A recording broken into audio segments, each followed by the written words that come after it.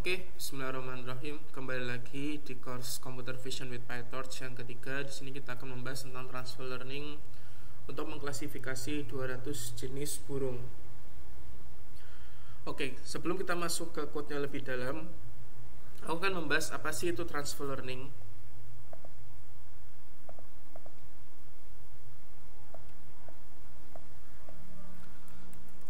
Transfer learning adalah sebuah proses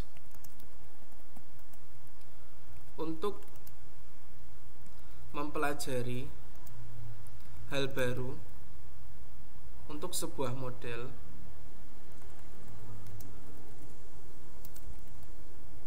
mempelajari hal baru atau mempelajari data baru dari model yang sudah ditrain dengan data lain. Contoh, teman-teman sudah melakukan training pada data klasifikasi 10 jenis hewan. Model AI tersebut diharapkan sudah memiliki fitur representasi dari apa itu hewan. Dari situ kita ingin melakukan tugas lain untuk melakukan training pada model itu pada kasus klasifikasi 100 jenis hewan. Diharapkan dengan transfer learning proses training menjadi lebih cepat dan lebih efisien karena bisa adapt dengan data yang lebih sedikit. Sebelum kita membahas transfer learning lebih jauh lagi, intinya kita menggunakan model yang sama untuk melakukan sebuah task yang berbeda. Dan biasanya model yang digunakan adalah yang di bagian CNN-nya saja. Karena mungkin ini tambahan ilmu ya. Ketika kita ngebangun model deep learning, itu ada yang disebut sebagai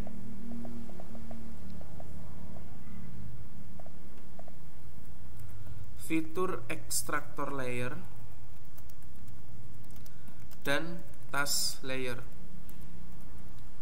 Fitur extractor layer itu adalah CNN, sedangkan task layernya kalau kita bicara klasifikasi, maka dia adalah fully connected layer atau linear layer yang kemarin kita sudah singgung. Nah, yang kita ingin gunakan adalah bagian dari fitur extractor layernya saja. Seperti ada model, dia ResNet 18. Nanti silakan dicari sendiri ResNet 18 itu arsitekturnya seperti apa. Intinya dia tumpukan CNN dengan beberapa operasi yang silakan teman-teman pelajari sendiri. Ada ResNet 18. Dia sudah ditrain dengan sebuah data yang dimana dia juga memiliki arsitektur kepala atau linear layer yang berisikan 1000 jenis kelas. Yap, benar, ini adalah data yang akan kita lakukan transfer learning. Dia ditrain dengan menggunakan ImageNet dataset. ImageNet dataset adalah data dengan jumlah gambar 1 juta lebih gambar dengan 1000 kelas. Maka dari itu diharapkan ResNet 18 kita itu memiliki representasi yang bagus terhadap apa yang terjadi di dunia secara visual. Karena dia sudah mewakili 1000 kelas dengan 1 juta lebih gambar. Biasanya ketika kita melakukan transfer learning, yang kita buang adalah headnya atau task layernya kita buang.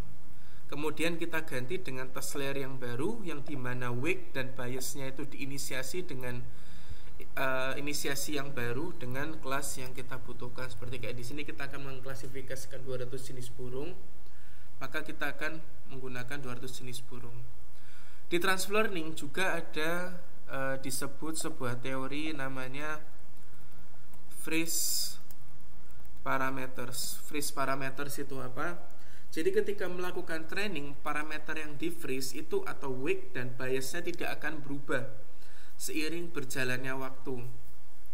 Seperti kayak di ResNet 18, yang nanti akan kita implementasikan adalah kita akan nge-freeze fitur extractor layer di bagian ResNet 18-nya.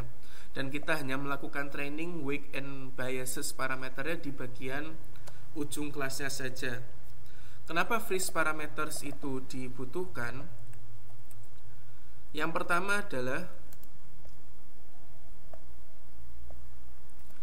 ketika fitur extractor layer itu sudah cukup baik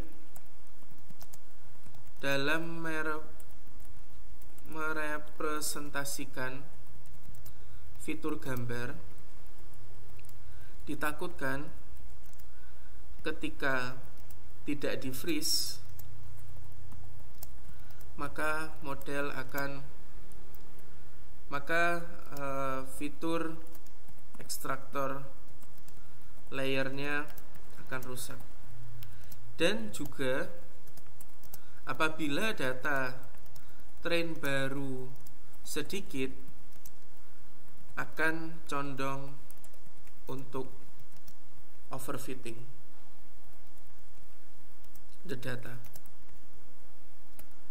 Kemudian yang kedua adalah bisa mempercepat training karena tidak ada proses gradient step dan back propagation. Lebih tepatnya gradient step sih, kalau back propagationnya harusnya masih ada, tapi secara gradient stepnya dia sudah nggak ada di bagian ResNet 18. Gradient stepnya hanya berlaku di sini.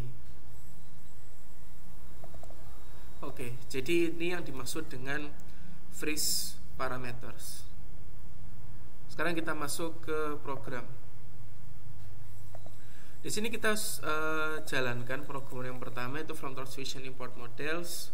Jadi Torchvision itu sudah menyediakan beberapa model seperti ResNet 18, ResNet 32, ResNet 34 dan seterusnya untuk melakukan transfer learning.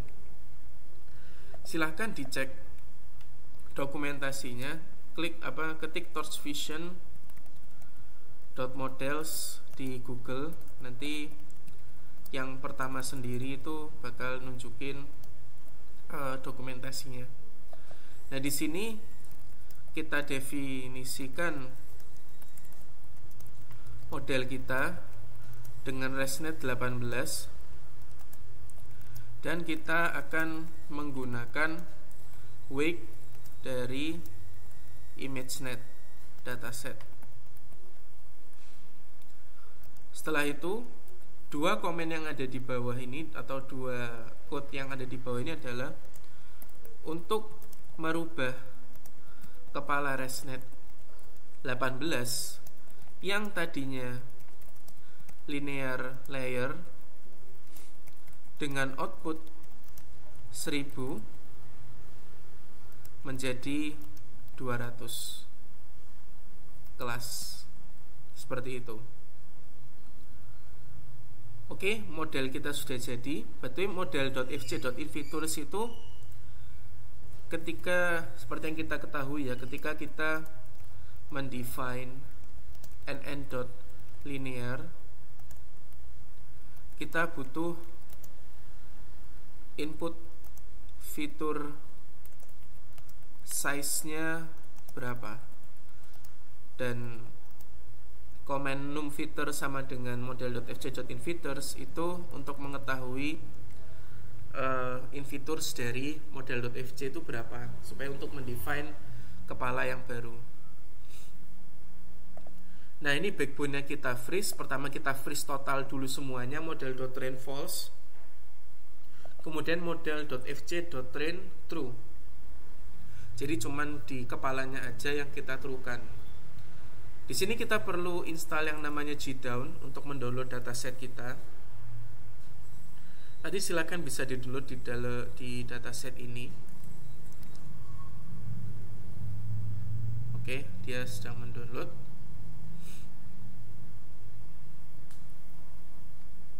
Nah, di sini dia tuh formatnya .tgz, maka kita perlu mengekstraknya dengan komen tar main xf. Untuk path-nya sendiri dia ada di cub 200.2011.tgz. Oke, ini adalah beberapa library yang akan kita gunakan untuk melakukan training di bawah. Nah, jadi format datanya itu adalah sebuah gambar, full gambar, terus kemudian ada trend and test split-nya, dan ada classes.txt-nya untuk setiap gambarnya. Nah, program ini adalah program untuk memproses data yang tadinya dalam bentuk images dan labels.txt menjadi image folder yang sudah terbagi di setiap kelas. Nanti outputnya seperti ini. Jadi contoh ada train dia ada jenis 1. Nah, di jenis 1 dia baru ada gambar 1, gambar 2, dan seterusnya. Pertama kita open dulu trend test split-nya. Kita ini cuman Python comment biasa untuk membuka txt dan membacanya. Classesnya juga for i in rangeline gnames i dot split ini untuk untuk memisahkan spasi di setiap classes names-nya seperti itu. Sini kita cek datanya cub 200.2011. Nah, ini untuk imagesnya. Ini sudah ada kelasnya. Nah, fungsi classes.txt ini untuk membantu proses splitting datasetnya. Ini contoh saya mau tunjukin black-footed albatross untuk datanya. Nah, ini contoh jenis burung dari black-footed albatross. Black-footed albatross seperti itu.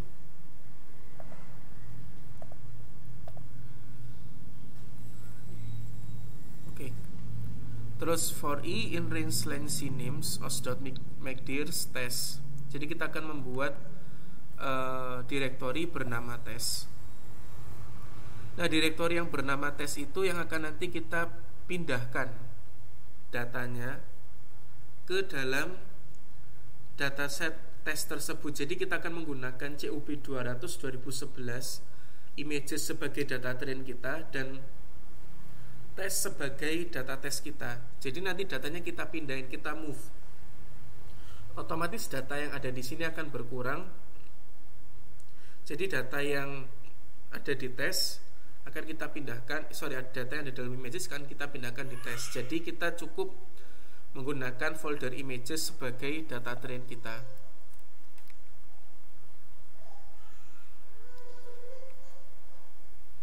Oke, ini proses moving dari datanya. Kemudian ini adalah kita membuat mkdir train dan kita memindah seluruh data di dalam images atau mengkopinya ke dalam data train. Oke. Ini adalah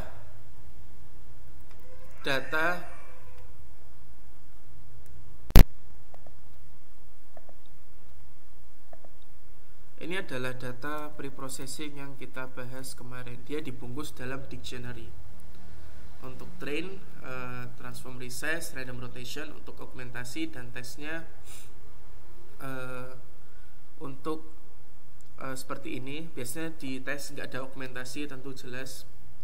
Kemudian data direktorinya kita ambil titik untuk menunjukkan karena train sama tes nanti akan ada di sini di root folder, maka kita ambil di titik saja.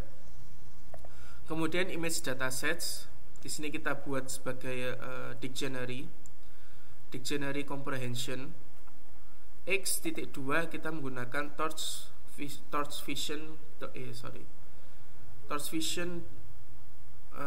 wait a second. Kita akan menggunakan datasets.image folder untuk melakukan penyusunan datanya. Jadi image folder itu adalah sebuah package dari PyTorch yang bisa kita gunakan jika format datasetnya itu dalam format seperti ini. Jadi sudah ada kelas-kelasnya kayak Blackfoot, Albatros, Layshard, bla bla bla, dan dalamnya ada gambarnya untuk format labeling yang seperti itu. Jadi kita cukup menggunakan dari datasets.image folder dengan os.py.join dari data dir, x itu dia masuk bagian train atau tes. Kemudian data transform x karena dia membutuhkan input transformnya itu memakai yang apa, seperti itu. Setelah itu ini data loadersnya seperti yang sudah kita bahas di pertemuan sebelumnya. Kita defining data loadernya menggunakan dictionary juga. torch.utils.data.dataloader, image datasets x, page size-nya 8, shuffle through, 6 workers-nya 4, for x in train, test. Kemudian untuk dataset sizes-nya sama dengan ini kita cuma buat get ukuran datanya. Kemudian class name-nya sama di image dataset train class.classes. Dan use GPU-nya kita pakai torch.kuda.isAvailable. Oke. Di sini kita coba print dataset size-nya.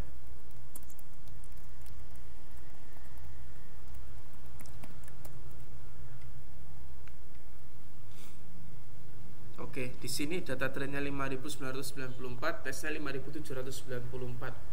Harusnya sih memang secara best practice itu 80-20, cuman ini karena mengacu dari datanya, kita melakukan train test split-nya tidak menggunakan train test split sendiri, jadi ya ini yang bisa kita gunakan. Oke. Kemudian kita membuat folder bernama bird untuk menyimpan wake-nya. Nah, ini adalah function dari train model kita. Sebetulnya secara umum itu sama persis dengan yang kemarin yang sudah kita bahas. Hanya saja ini sedikit berbeda, di mana di sini training function sama evaluation functionnya ada di dalam satu program. Di mana di sini since time.time ini untuk nanti ngitung kira-kira dia bakal di train berapa lama. Base model WTS ini adalah kita menyimpan base model static-nya untuk nanti kita load di ujung ketika trainingnya sudah selesai. Jadi kita hanya nge-get untuk base accuracy-nya aja, base ACC-nya 0. For epoch in range 6 epochs, kita akan for phase in train, test. Jadi if phase sama dengan train, maka model .train-nya kita true-kan. Kalau else, maka model .train kita false-kan. Running loss sama dengan 0,0, running correct sama dengan 0. For data in data loaders phase, inputs, labels, data ini kita nge-get datanya seperti yang kita bahas kemarin. If use GPU, maka kita pindah input sama labelsnya ke CUDA. Kalau enggak, maka biarin aja seperti itu. Kemudian optimizer.zeroGrad, kita mengenolkan parameter gradiennya. Kemudian feed forward dengan output sama dengan model inputs. Dan kemudian kita hitung lossnya. Dan kemudian if phase sama dengan train, jika masuk fase train, maka kita akan melakukan backpropagation dan melakukan gradient step seperti itu. Dan dia melakukan menyimpan juga loss dan number of corrects-nya untuk nanti kita munculkan ketika pada saat training, seperti itu. Oke, kalau dia phase-nya tes, maka kita akan ngecek apakah base ACC apakah akurasi dari epoch tersebut bagian dari base accuracy. Jika bukan, maka jika iya, maka kita akan melakukan save model static yang baru dan mengganti base ACC menjadi epoch ACC yang baru. Seperti itu, dan kita melakukan print ini hanya untuk merapikan trainingnya saja. Dan terakhir dia akan mengukur berapa lama training itu berjalan. Dan kita load static dari base model wake-nya, return model. Dan ini adalah proses trainingnya. Kriterianya kita pakai cross entropy loss. Cross entropy loss adalah memang loss function yang biasa digunakan untuk multi-class classification. Optimizernya kita menggunakan Adam. Kita menginputkan model.parameters dengan learning rate-nya. Setelah itu kita menjalankan training dengan model sama dengan train model, criterion, optimizer. Feature-nya sama 6 epochs-nya kita buat 50. Setelah berjalan 50 epoch, di sini kita lihat bahwa training kita mendapatkan base accuracy di angka 72% dengan train loss 0,09 dan test loss-nya 0,18. Dan ini adalah perhitungan, ini sama dengan perhitungan yang kemarin untuk menghitung precision, recall, dan F1 score dari model yang kita jalankan. Seperti itu. Oke, di sini kita dapat precisionnya 0,72, recallnya 0,69, dan F1 score-nya 0,69. Mungkin sampai sini dulu aja untuk pembahasan tentang transfer learning untuk mengklasifikasi 200 jenis burung. Terima kasih. Assalamualaikum warahmatullahi wabarakatuh.